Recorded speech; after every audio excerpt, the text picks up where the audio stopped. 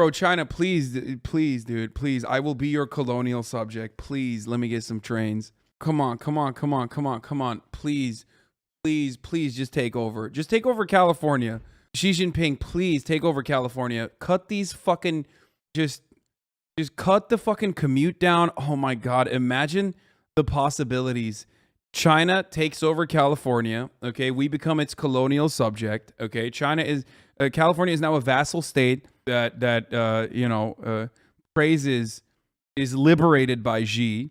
Okay, California. Actually, they changed the name to California. Okay, and then oh God, the traffic. It would abolish. There would be no traffic. Pee-pee poof traffic, dude.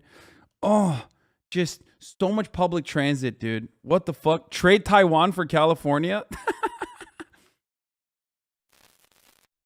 Okay, now let's look at the debt trap in Africa. In the past 2 decades, China has built large infrastructure projects in almost every country in Africa. And this has made Western critics uncomfortable. China and Africa can forge an even stronger, comprehensive strategic and cooperative partnership. A common portrayal of China's lending Optimus Prime J, practices is known as debt trap diplomacy, a phrase made popular after being used in government documents during the Trump administration. The so-called debt trap is created when a country lends to poorer countries, intentionally overwhelming them with unsustainable debt, forcing them to surrender strategic assets or concede increased political leverage. But so far, there's no evidence that such a debt trap has been sprung in Africa. Now, there's always a certain grain of truth, like with every stereotype to it, but it breaks down very, very quickly upon any type of serious examination. The focus on debt trap diplomacy is part of wider Western anxieties to... Guys, you can't fault the American government for thinking that China is operating in exactly the same ways that we do, okay? If you are a hammer, then everything looks like a nail. And sometimes you look at other people and you mistake them for hammers as well, okay? Maybe they're a screwdriver. Maybe they're not a hammer, okay? That's what's going on here when they say China is doing debt trap diplomacy. Now, of course, I still, and I have been saying this for a very long time. If you've been in this community for a long time, you already have heard me talk about this. We don't know what China will do when the checks bounce, okay? Or we don't know what China will do when America decides to, fund a fucking coup in a country because they want more preferable treatment from the government instead of the Chinese mines that they own. What if America were to do USSR style nationalization initiatives in a country, and in an effort to get to the nationalization, they would beef up fucking communist paramilitaries, do a coup d'etat, and then do a second coup d'etat on the communist paramilitaries, and then privatize it again, but at the behest of Western nations instead of Chinese ones this time around. I'm obviously spitballing here. Who knows what the fuck they would do? I mean, that's not been done yet, okay? That hasn't been done yet. So, but I wouldn't put it past them. I don't even know if they have the mileage anymore to be able to pull shit off like this, but why hasn't America done this in Africa? What do you mean? What? They have. I was just talking about, I was talking about what the article that I sent illustrates what happens when the checks bounce. Okay, let's just watch. We'll see. We've already seen that Chinese investments in Chinese infrastructure projects have been linked to increasing Chinese influence within the host country ruling elite. That may end up becoming somewhat of a leverage point for China to push some of these countries or ruling elites to side with China on critical issues that are important to the US or to its allies. But while the US has focused its Africa strategy on aid and social services, China has been building. African governments themselves said, we are tired of aid and charity. We want to do trade. We want to be treated like partners. The Chinese came along and said, great, we don't do aid and charity. We want to do business with you. Global Gateway will mobilize 300 billion euros till 2027. Now the US and Europe are answering back with their own infrastructure initiatives to counter China. But oh, come on, bro. Oh, dude, what happened? I thought China was the one who fucking stole IP. What's going on, brother? You can't be... Well, we will do 2 belts and 2 roads initiative. How about that, okay? 1 belt, 1 road, okay? How about 2 belts and 2 roads, okay? Yeah. That is right. We're giving you 2 belts. Experts are skeptical.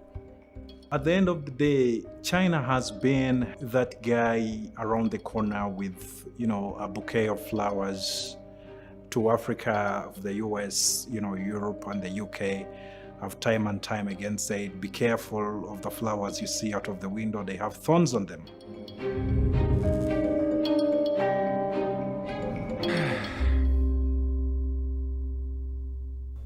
In Ghana, the handover of power from the British government went off smoothly and with dignity. From the 1950s into the 1970s, countries on the African continent gained independence from their European colonizers. US and European-led organizations like the IMF and the World Bank funded much-needed infrastructure across the... Yeah, this was sick, dude. I mean, this is always sick. So when I say conditional loans, or when we say debt trap capitalism in countries like this, what this means, okay, is first of all, the independence is completely conditional. It's always a fucking puppet, okay? And then that puppet is basically throwing its fucking labor force as a newer, more gentler kind of slaves at the fucking problem, okay? To use their labor power and labor force to extract the natural resources, okay? And these building projects that they are engaging in do not belong to the nation, okay? The building projects that they are, these infrastructure projects do not belong to the nation itself, but still belong to Western corporations. They're building it for Western corporations at the behest of Western capital and done through the same like supposed loans that we are giving them, okay? We give them the money, and then more importantly than just giving them the money, we say you have to pay the loans back.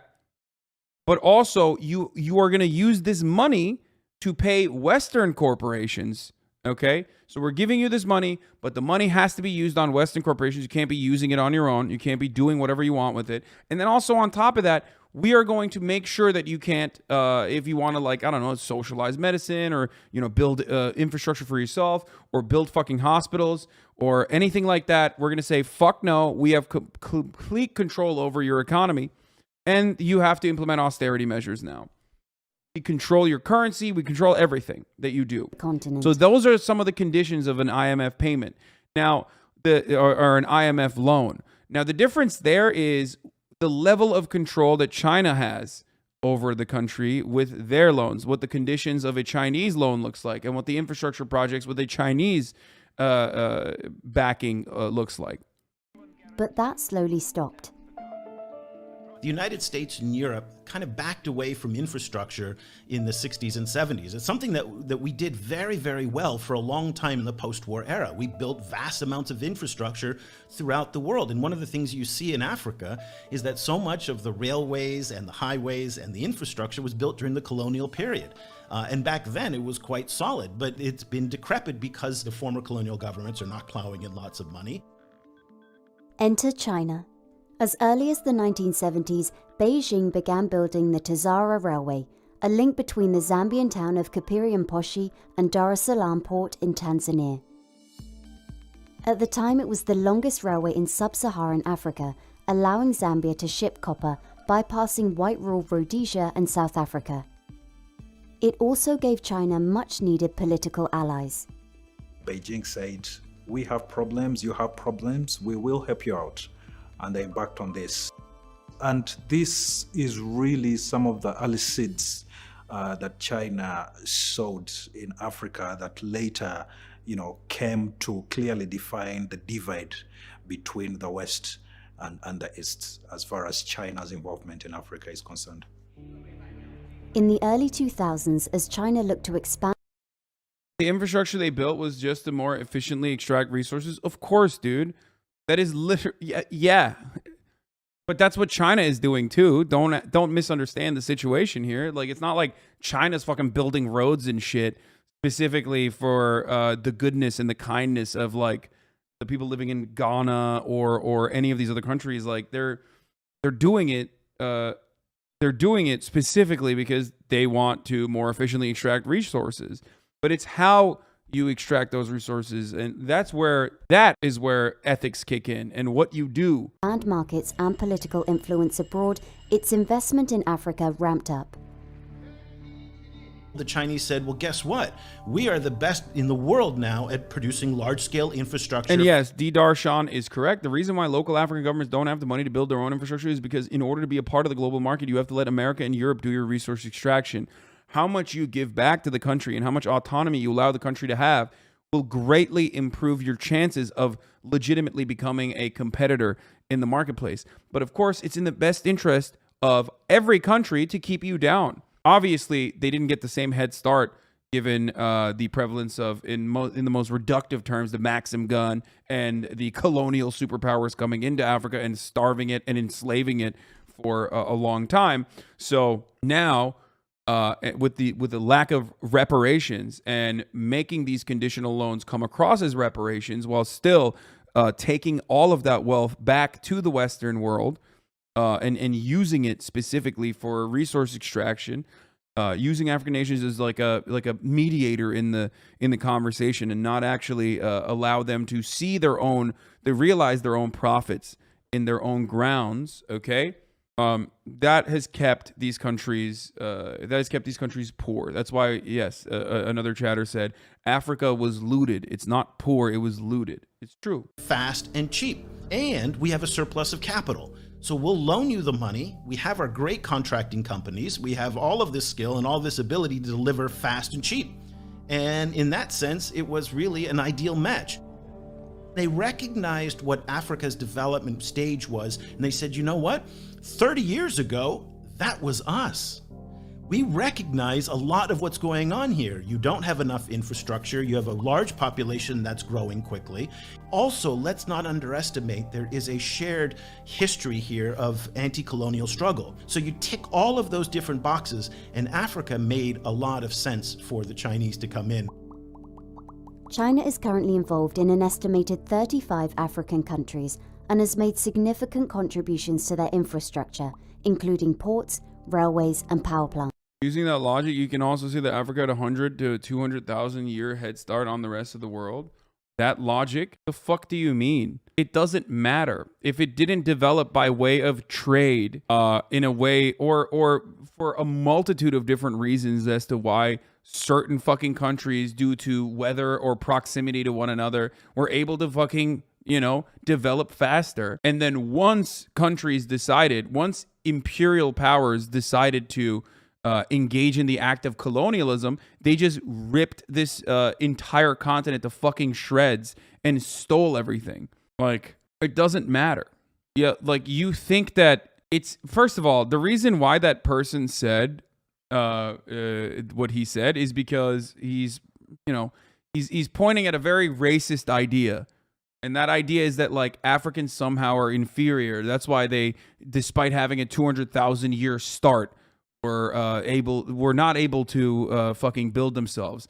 Or the idea that, like, because humanity started in Africa, technically that, like, what, they're enslaving themselves? They just, they evolved into white people elsewhere and then came back and enslaved themselves, technically, right? Like, it's fucking insane. You're trying to find a justification for colonialism when, you're just a racist piece of shit.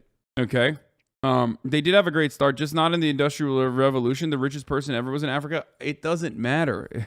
What matters is when they had a fucking great head start. It's not like they were doing to European countries or the original developments of Europe what Europe did to Africa. Okay, that's the difference. So shut the fuck up. It doesn't matter. It literally doesn't matter that the richest person on the planet was in fucking Africa at a certain point. It's like the golden age of Islam happened. Okay. But now, when you look at the Middle East and the MENA region in general, and you look at even like Asia, it literally doesn't matter because that development has halted greatly as a consequence of imperialism. Okay? You understand? Pointing to it by being like, well, this is where civilizations were born. What the fuck is a silly notion. These were not only black people. Oh my God. Okay, dude. I know. It doesn't matter. We're talking about chattel slavery. Okay? Europe is also full of peninsulas and mountain ranges for protection. It's in the perfect place to grow with constant invasion. Africa has a lot less geography to its advantage to grow like Europe in a world marketplace. Anyway, People don't get how golden age of Islam directly caused the white Protestant Christian supremacy that during the Industrial Revolution colonized the world. I mean, that's why I always say culture is shared, okay? It's a completely shared concept. I don't know what's going on. I think Twitch is breaking a little bit. We're not seeing sub badges. And also, not only that, but you can't send any links right now, which really sucks because at the top of the hour, there's a 60-second ad break. I hope it doesn't serve an ad for all of you when I do run that ad break. Because as you probably already know, if you want to avoid those ads at the top of the hour, all you need to do is subscribe, which you can do for $5, or you can do for free with a Twitch Prime. If you subscribe now, you won't be able to see the ads. So there's that. I don't even know if you can subscribe though, because right now shit's a little broken. Just, try it out. Try out your Twitch Prime. It's free. I'm not seeing any notifications, so maybe you can't. Anyway, here's the 1 minute ad break now. If it runs an ad for all of us, we should sue Twitch real quick. Is it running an ad? Did you guys see it? We can disable that part of the links filter, but I don't think it's worth risking having non-sub post links. Yeah. It's estimated that China has invested more than $340 billion in Africa. So compared to how much China is investing across the world, this may not be as much, but for Africa, it's a lot of money because of the huge infrastructure gap that Africa faces. But there are noticeable differences between Chinese financing and how the West lends, historically with low interest rates and flexible terms. There must be over millions of different types of loans out there. But if you were to take an eagle's eye view of the different kinds of loans involving Chinese lenders, then you can broadly categorize them into 3 different types. The loans fall into 3 categories: zero-interest loans offered as aid, concessional loans which have a lower interest rate often intended for large infrastructure projects, and the most common, commercial loans with higher interest rates in line with what you would get from a typical private bank. One of the very interesting trends that You're wrong about Muslims not doing imperialism in the golden age of Islam. They just did it in South Asia. It wasn't as brutal economically. No. I was talking about Western expansion, which there were efforts to, but they didn't succeed in the same way that Western countries were able to fucking rob and destroy Africa. Nothing compares to that. Discuss Chinese, of course they did a lot of there's imperialism. a tendency to bunch all 3 together. Well, the very first question you should ask yourself whenever you see something like that is, well, are they comparing apples to oranges? Because if you're comparing commercial loans to something available from the World Bank or one of its different agencies, then you're not really comparing like for like. And the fact of the matter is this, and I hope the borrowers out there are listening, 95%, if not 99%, the loan agreement are there in favor of the lenders, no matter who you deal with. This is because by the time you sign that loan agreement and you get the money, you'll have the money in your hands, and the only thing the bank will have is a piece of paper. That is why the loan agreements are in their favor. In one report which analysed 100 Chinese contracts, it revealed that the loans are structured to give an advantage over other creditors and allows action to be taken if the borrower acts contrary to the interests of a People's Republic of China entity. There are also unusual clauses that shroud agreements in secrecy. When you look at multilateral lenders like the World Bank and the different agencies, they're talking to me about who Turkey colonized. Bitch, you think I don't know? 1453, best year of my life. Turkey colonized Syria, Iraq, Palestine, Egypt, Libya, Tunisia, Algeria, the Hejaz, Aden, the Gulf Coast, the Caucasus region, Greece, Macedonia, Albania, Bulgaria, Romania, Serbia, Bosnia, Hungary, southern Ukraine, and the Crimea. They tried to colonize Iran, Italy, and Austria as well. By the way, considering what the Ottoman Empire did to be colonialism, like what fucking France or England or Portugal or Spain has done, is laughable. Sorry, it's just not even. Like, you can say I'm a fucking Ottoman supremacist or whatever the fuck, or you can say I'm biased, but you are literally ahistoric in your approach if you think that any of these countries are even remotely comparable to what the Western world has done. Straight the fuck up. I will absolutely stand by that, okay? It's like comparing chattel slavery to the fucking Devshirme program, okay? Ridiculous. Fucking ridiculous. You do not understand what the fuck you're talking about if that's your take. When you talk about Armenia, of course, that's a genocide, okay? That 100%, that's a genocide. Yes, that is comparable to the colonialism that Western nations have engaged. But calling that colonialism is dumb, because there's a different terminology for it. It's empire shit. It's just straight up empire shit. But it comes across as though you were defending Western colonialism when you make that comparison.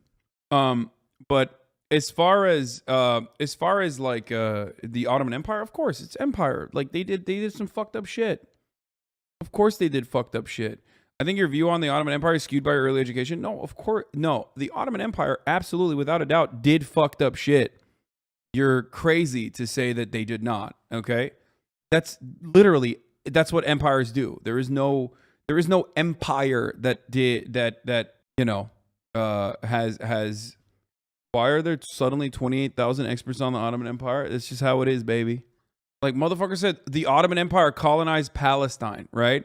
Like, that's hilarious. Literally go ask a Palestinian person if they would rather be under the fucking rule of the Ottoman Empire right now, or what the British Empire has done to Palestine. Like, can you imagine dropping Palestine in that fucking convo? Like, are you kidding me, dude? Are you fucking insane? Wild. Dude, go ask Palestinians if they would literally beg for fucking Ottoman rule right now. Fuck it. You can literally ask the average, even North African countries that were also closer to colonialism with respect to what like the Ottoman Empire did than anything else that you've pointed out thus far. Even half of those fucking countries right now would say, hey, maybe the bargain that we engaged in with the British and with the French was not exactly a great one, considering that they told us we would get sovereignty, and that just meant, being under their rule, So, as a Bosnian, even though you guys subjugated us for 500 years, at least you gave us Islam, alhamdulillah. Oh, that's funny. King Leopold cut off the hands and feet of African men and women and children in the Belgian Congo, not the same as Ottomans at all. West was terribly cruel. Yeah, I mean, the Ottoman Empire did some fucking, of course, it was an empire. They did some fucked up shit. I mean, there's the eunuchs in the fucking harem, for example, which wasn't like common practice in comparison to like, the mass production of fucking chattel slavery, using humans as straight up slaves, or nearly as perverse or as popular as what King Leopold was doing, or even fucking Christopher Columbus, to be honest. But, there were still eunuchs in the harems. Literally did that. The British used to cut the Bengalis' thumb so that we couldn't revive our garment industry, which was more popular than the British one. Adana massacre, Al-Jawazi massacre, massacres of the Albanians of the Balkan Wars, massacre of Aleppo, Armenian genocide, attack on Serbs during the Serbian-Ottoman War. Of course, this is all valid, straight up. I don't know if you're like copy pasting Wikipedia page, but yeah, you're right to say that is unacceptable. That's empire shit. You think you had Albanian Janissary ancestors? Maybe you're actually Albanian. It's also not comparable because the Ottoman Empire no longer exists and Turkey is nowhere near the power it did 200 years ago. Of course. But there's a reason why you hear about Stalin's famine and never about the manufactured famine that Churchill engaged in, okay? That's because the West controls the flow of information, okay? Just remember that. Like, most of you have no fucking idea. Anyway, let's continue. Shareholders are countries, and they're required to publish their lending and activities just to be transparent. They don't have any choice. On the other hand, when you come to commercial banks, then you'll see a very different case. And that is, banks often are under a duty of confidentiality to their clients. I think the Chinese banks are no different. But the rush to give out loans. You are biased because of your Turkish education, and Chad is biased because they have no education. You can see the difference in religion. Most of those former territories of Ottomans are still Christian, but Europeans enforced their religion pretty harshly on the territories they conquered. Yes, I didn't want to get into that, but that is the main difference between Ottoman imperialism and other imperial powers in that same time period, or even further after that same time period. The idea of like doing missionary work was not not the same thing. I mean, there certainly was still conversions that occurred, obviously, in the name of Islam, but the reality was that the most you got was a tax, an additional tax for not being Muslim, and that was it. Which is far more preferable to the fucking mass enslavement, murder, and forcible fucking re-education of all peoples that you are subjugating. Another fun fact is that the Ottoman Empire historically was always a friend to the Jews and routinely opened up its doors to Jews that were escaping pogroms throughout history. So there's that element as well. So much so that, if I'm not mistaken, Herzl, I believe, originally went to the emperor at the time to ask for Palestine before anything else, which of course they said no to. But stop running PR for the Ottomans. Isn't that a factor of Islam and not the Ottomans? Islam makes explicit carve-outs to protect people of the book and other monotheists as long as they are not idol worshippers. Yeah. Don't get me started on the comparison of the Dev Shirma program, which this person is actually pointing to, which is literally like in a different fucking layer, on a different fucking stratosphere in comparison to chattel slavery. Again, we're comparing slavery to slavery, but obviously it's different. But you're right. In a weird way, I guess, sort of exploitative way, that there was also a way for venues for non-Turks to gain power in the Ottoman Empire and Ottoman court-like janissaries.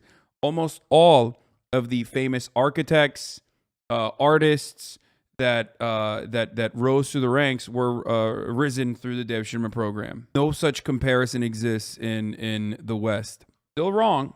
Still, of course, it's still wrong. But like I've mentioned before, that like you can't Dev Shirma program. İngilizcesi yok mu bilmiyorum. No, I think it's Dev Shirma. Dev Shirma is how they say it. Anyway, let's continue. Loans by the Chinese has meant some of their early investments weren't as profitable as projected. So when China stepped into the field, it was much welcomed by the developing world that there would be increased financing for infrastructure.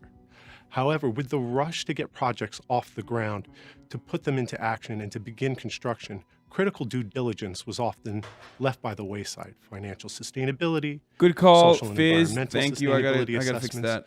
Kind of never were done, or were done haphazardly, or were simply not transparent or available to the populations. What this has ended up causing is states to take on projects that they initially thought were affordable, but unfortunately, they've been now saddled by debt. China is coming for its pound of flesh in Uganda. In 2021, the Entebbe International Airport in Uganda came under fire after local media reported that the airport would be taken over by China. Oh yeah, this is the one instance. I gotta pay a debt trap. After closer examination of the contract, it was found there was no debt trap, and both sides have denied that the airport is in danger of a takeover. I think there is an assumption that certain governments are not able to look after themselves, or they're either not sophisticated enough, or just simply too corrupt to look after its own interests. I think in my personal view and experience, that just simply hasn't been true. Experts say more should be done by borrowing countries to make sure loans are more favorable to their interests. But the Chinese argue that the risk level is higher in African countries and greater repayment assurances are needed for loans that might not otherwise be available. Certainly in my 20 years of experience, I've never seen a case where the Chinese bank would just say, look, don't read this, just sign on the dotted line. In fact, they will spend days and days and they're sitting with us, going through every line of the document and making sure the other side understands, because they know in 10 years' time, if they don't explain this clearly, this is going to come back and haunt them. Certainly, there are issues with how China finances projects. There are issues around transparency, but I don't think this is some sort of grand master plan from Beijing in order to ensnare developing countries into debt and become further beholden to Beijing. In Kenya and Nigeria, debts to Beijing are growing. These include Kenya's $3.6 billion railway from Mombasa to Nairobi, which reportedly lost $200 million in 3 years of operation, and a $1.3 billion loan from the China Exim Bank to fund Nigeria's largest infrastructure project, a 157-kilometer segment of the Lagos-Kano Railway. Wait, do these motherfuckers have high-speed rail before we do? I'm gonna lose it, dude. Okay, that's it. I'm done. I'm fucking done. I'm done, dude. I did not know. No. That's fucked up. That is holy shit, dude.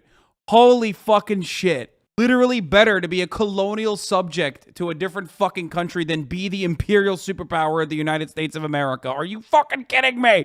I'm not saying that the One Belt One Road initiative is neo-colonialism, but what the fuck? I mean, doesn't that piss you off? You're an American citizen. Doesn't that make you like a little bit angry? Just think about that for a second. What have we done in Nigeria, as I showed before? Fucking shell corporation using, warlords to kidnap people and shit, okay?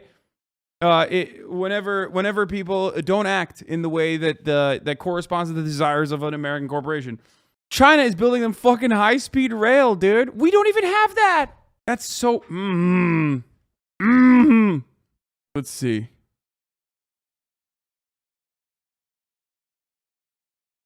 Oh, there's no... They haven't yet.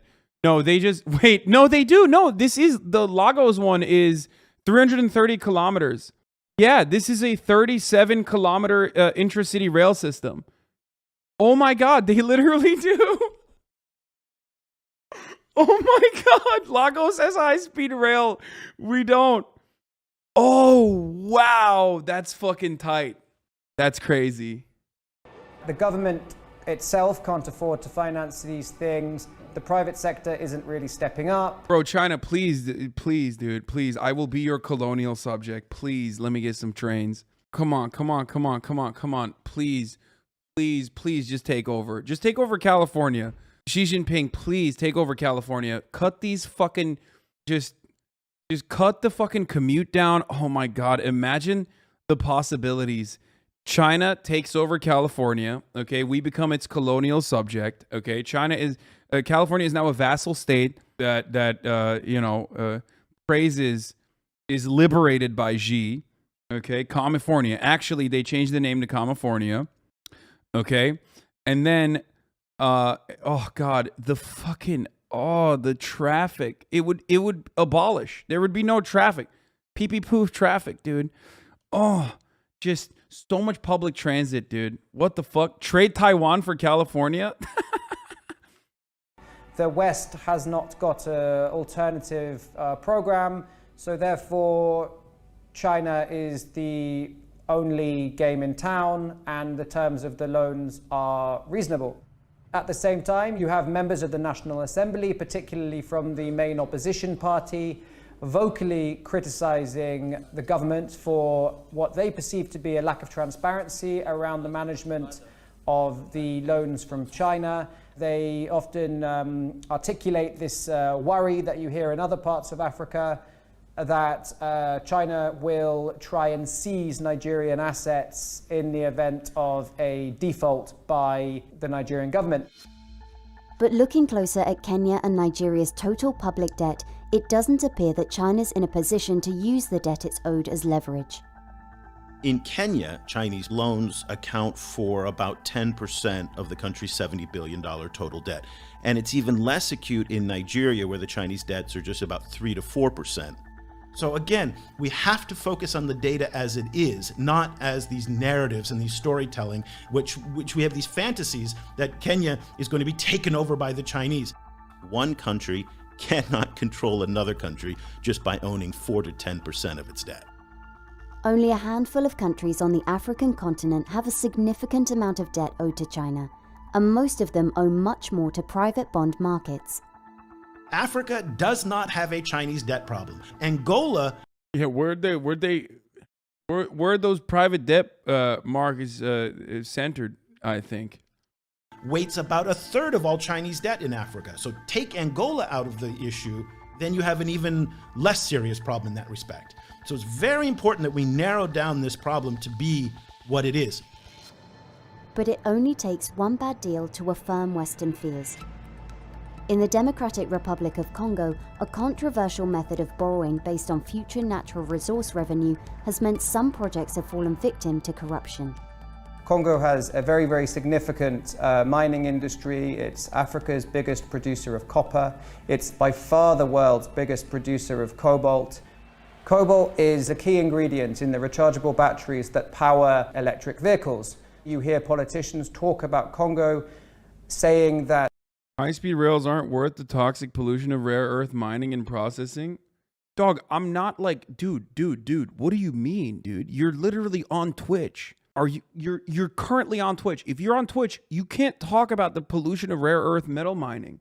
What are you talking about? How else are you gonna fucking you need a battery. How are you gonna fucking put batteries in your phone and everything else? Also, ultimately, high-speed rail is infinitely better at unironically fucking destroying the emissions produced by a fleet of vehicles that like singular individuals drive on a daily fucking basis. Are you kidding me? That's why, what do I always say? Blow up every fucking cruise ship, okay? And high-speed rail and public transit across the board. No more cruise ships, and only allow fucking and really beef up public transit. You would be able to unironically reduce a fuckload of emissions with that. Just that alone. That we are to cobalt as Saudi Arabia is to oil. However, up until now, at least, the benefits to government revenue and the benefits to the population at large have been rather limited. In 2008, China and the Democratic Republic of Congo agreed that Chinese companies would finance $3 billion worth of infrastructure. I love this. This doesn't show the bad side. Bad side of it, though, they do routinely engage in large-scale corruption, routinely engage in the same mindless infrastructure building without actually looking at its feasibility, which they've done within China as well.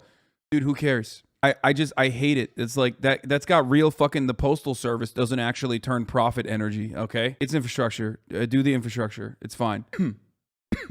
The corruption side is, of course, a problem. And unfortunately, no matter what happens, there's still corruption. Benefits to the population at large have been rather yeah, this limited. is real. This is very real. Like, it's not like these dudes, I mean, other than like the infrastructure development, the average fucking person in Congo is not realizing the wealth that they are extracting from the ground. You know what I mean? Historically speaking, though, they're stuck between a rock and a hard place, and they prefer, up until now at least, they prefer the Chinese loans and the Chinese development to the Western one. And there's obvious reasons why they don't like the Western one. I mean, come on, dude. It's fucking Congo. Historically, the Chinese man has not fucking cut their hands and feet. Maybe that has something to do with it, right? Shouts out to the fake country of Belgium, which is not a real country. It's just a project. It exists in the minds of people that say that they're from Belgium. In 2008, China and the Democratic Republic of Congo agreed that Chinese companies would finance $3 billion worth of infrastructure and build a $3.2 billion copper and cobalt project whose tax-free profits would repay both investments. China, with the help of these mines, has now come to dominate an industry at the heart of future technologies. And leaked documents reveal millions of dollars that flow from Chinese entities, including the multi-billion-dollar mining project, to the family and associates of Congo's then-president, Joseph Kabila. If the example of Congo applies elsewhere, these companies operate with a real deliberate lack of transparency. And if they find a willing partner in a government, as they did in Joseph Kabila's government, this lack of transparency can extend to and really envelop the relationship between the state and these mining companies. There is a lot of anxiety in the West over China's involvement anywhere, really, because it's a strong number two to the US. And I mean, they own like 80%, right? China currently owns like around 80% of all cobalt production on the planet. That is a terrifying prospect for the United States of America. And if you watch the New York Times Daily earlier today, then you would realize that they attribute that to America being too busy with oil. And that's when China was able to, throughout the 70s and onwards, be able to develop relationships within the Congo and in other African nations that America was supposed to do, but unfortunately we didn't have enough bandwidth. Okay? Literally every mining company in the continent is corrupt. Not like this is an outlier. No, this is the classic case of like, oh, it's someone else doing it, so it has to be perfect and non-corrupt. Of course it's not. That doesn't make it okay, by the way. We criticize, once again, we always criticize American companies. We criticize West Virginia, like we criticize the fucking coal miners, the treatment of coal miners in the United States of America. Obviously, there is still going to be corruption, but it would be better if the Chinese government gave them further allowances to, at the very least, develop their country and give more back to their workforce. We also invented integrated circuits, but outsourced the expertise and let ourselves become dependent on other countries because it made sense under short-sighted capitalism. Wait, when you said the Daily today was incredible, were you being sarcastic? No, it was incredibly revealing. They just don't even hide it. Like, the media is supposed to be a force that speaks out against like America's imperialist interests or whatever, right? But if you watch the Daily today, you understand that the entire purpose of the New York Times is to not curb back imperialism, but rather advocate for it and also demand it in certain instances, which is precisely what today's Daily was about, which was why the fuck did America allow China to control all of the fucking cobalt production? Literally, go listen to it, and they will straight up. There's no neutrality there. There's no real interest in the experience of the people in Congo. Normally, they at least they would like act like they give a shit. You know what I mean? But they fucking threw that out the window. Gosh, it's almost like New York Times live in the same country. Dude, you are such a puppet if you think that the fucking gray lady, okay, the paper of record is supposed to fucking churn out State Department propaganda, hook, line, and sinker. What the fuck are you talking about? It's supposed to be contentious, weirdo. That's what you can't on the one hand hype up democracy and claim that like liberal capitalist Western nations are better than China, which is authoritarian, and all the media is controlled by the fucking state, and then turn around and be like, but when the fucking private corporations independently are doing State Department media and State Department PR that's actually understandable and reasonable, then it's the same shit. Which of course you are correct. It is the same shit. Straight up, it is. It's just one is, built around the false premise that there is like actual freedom of information flow, and that there is a genuine interest within our private institutions and the media to like actually be adversarial to the state. And constantly question the foreign interest that the American state has.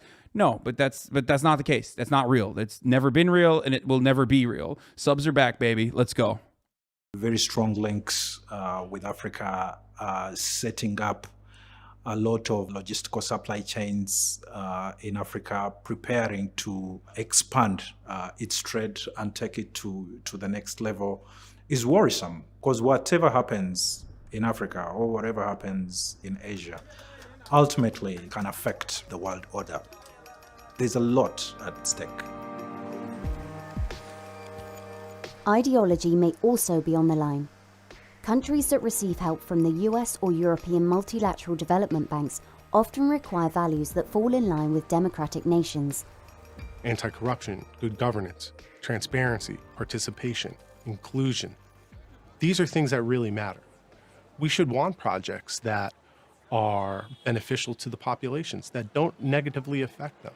And so while it may hinder the US in being able to lend to certain countries, I don't necessarily think that's a bad thing.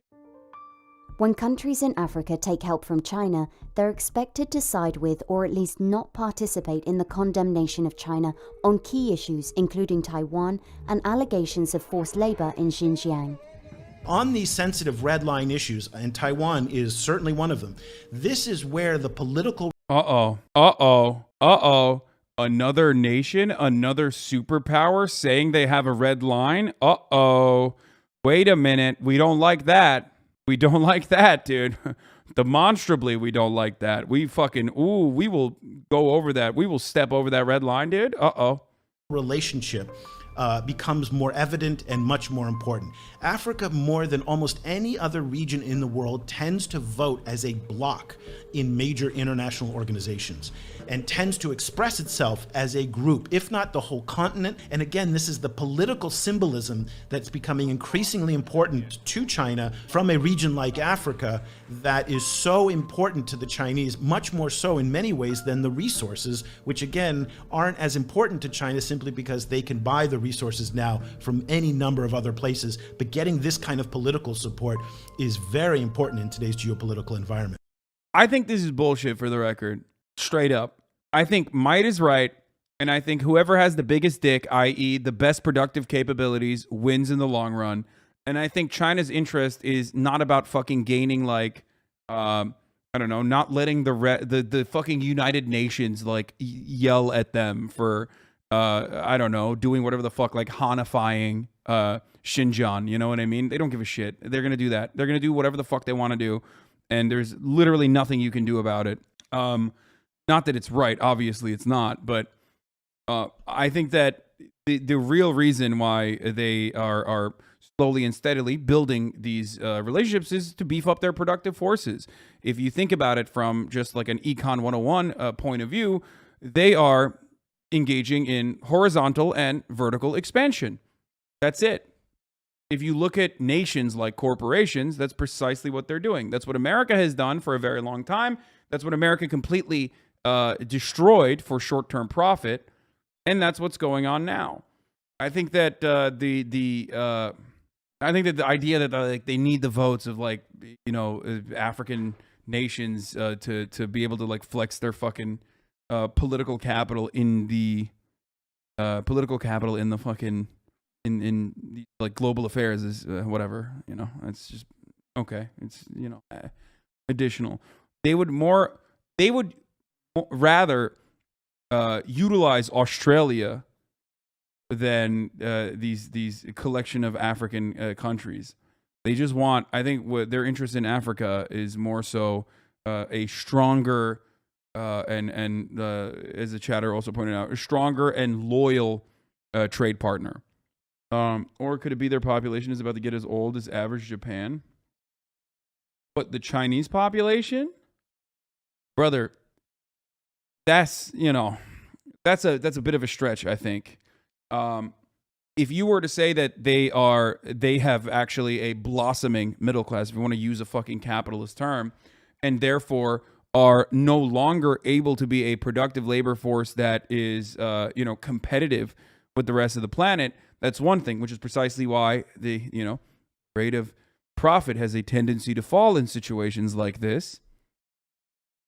So what do? You look for other countries that you need to develop better relationships with and continue on with the industrial capabilities that the Western world desperately relies on to maintain their profit margins, of course.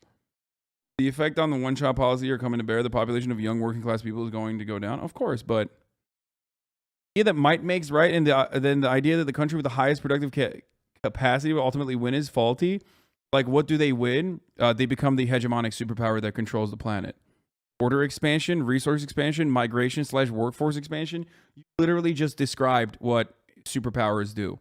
You just described, like, the main goal of countries is wielding the same kind of influence that America has over the world right now, and then said, like, it's not a big deal. That's it. That's just, you know. We want to show that a democratic, value-driven approach can deliver on the most pressing challenges. While the US and Europe haven't attempted to try and match China's investment on the continent, they have started work to offer alternatives. The EU's Global Gateway aims to supply 300 billion euros globally between 2020 and 2027. And Build Back Better World, or B3W from the US, aims to address the infrastructure needed in developing countries. Democracies are messy. Things take time in democracies. So while authoritarian regimes such as China are able to speed up the process or able to get things done quicker, that doesn't mean it's of a better quality. And I think that's really where the US and others, and through the B3W initiative, can really make a difference, is by actually developing and building high quality infrastructure. We believe in the nations of Africa, in the continent-wide spirit of entrepreneurship and innovation.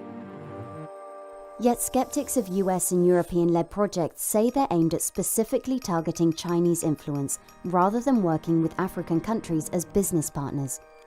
And they lack specific information that have many wondering whether or not they'll result in significant action in Africa. When you talk to the Chinese, they will tell you that we have come a long way with Africa, both culturally and economically. We have had similar problems as Africa, and we want to help them grow because they were in a position where we were. In Africa, the Africans will tell you we need the money. We have a huge infrastructure gap, and it doesn't matter whether the money is blue or red. As long as it can do the job, we will accept it. When we talk to some of the economists that follow China and the African governments, they will tell you that there has been benefit for these projects overall for Africa. How they have been done, the terms, as well as how these projects have been got, is another story.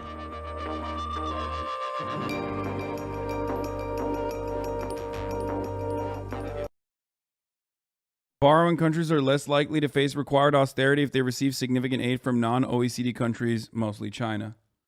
Who's the non-OECD? IMF austerity is alive and increasing poverty and inequality. Dude, straight up, if it wasn't for fucking China, these capitalist pig dogs in the chat would not be able to fucking tout that capitalism has created so much wealth and prosperity and have destroyed global poverty, eradicated global poverty. It's bullshit. China internally has eradicated global poverty. Okay? That's it. That's it. Without China in the equation, that's not a real thing. And Western banks and their backdated, super outdated, super antiquated, neoclassical fucking method of privatization is also continuously impoverishing the third world. This is a Boston University Global Development and Policy Center study that specifically points to that reality. To be fair, China used a mixed market economy. Absolutely. I don't. But you have to look at what in the Chinese transitional socialist state was responsible for the development. What was responsible for, bro, you suck on China's boo-boo so hard. Dude, because I don't give a shit if it's Norway or China. That's the difference. Okay? I talk about how social democracies are the first step towards a transitional socialist government. Okay? Always. And when I talk about Norway and sucking Norway's boo-boo, you never tell me that that's fucked up. But when I suck on China's boo-boo a little bit, you go, whoa, dial it back a little bit. That's fucked up. You chill out. You chill out with that. Okay? And there's a difference. You're fine when a fucking, when a Western state is a social democracy that you can point to as a good way to operate. But if God forbid we talk about somewhere far away and you're like, oh, chill, hold up, dude. That's fucked up. Don't do that. There's a huge difference between Norway and China, though. Yeah, dude, of course there is. Just like there was a huge difference between the USSR and other nations that were able to industrialize over 400 years of colonial bloodshed. Okay? Yeah, when you do that thing and collectivize over the course of fucking 50 years, it's going to be a little different, okay? It's going to be, you're jam-packing that bloodshed into a very, very tiny fucking period of time. Industrialization for these countries needs to be understood with what it takes to industrialize, okay? You never talk about that. You never want to compare that. What China has done is incredible. It is straight up incredible. And anyone that denies it is just lying to themselves, I guess. They're just hurt by how much they fucking hate that, there is another country out there that is able to do this. How is China a social democracy? Where is democracy? Democracy is a lie, okay? Stop with this bullshit. It's always a one-party order. It's just in Western liberal capitalist states, you have 30 different brands of Oreos and fucking 12 different parties, but ultimately they all operate at the behest of capital, okay? In China, you have one. That's it. miss me with this bullshit. We talk about this in America every day, the controlled opposition Democratic Party and all this other stuff. And you never, for some fucking weird reason, you recognize that, but then everything falls apart. In America, we don't even have fucking multiple parties, too. It's just two. And they both suck ass. Who can live without marshmallows with chocolate inside madness? No. I think in the way that I see the planet, I think one of the main forms of governance, I do believe that a state has to be still a little bit sovereign of a power, okay? Very difficult not to do that. Humans are going to be controlled no matter what happens. I love believing in the idealistic notion that like through education we can have like pure free speech and free thought and free flow of information.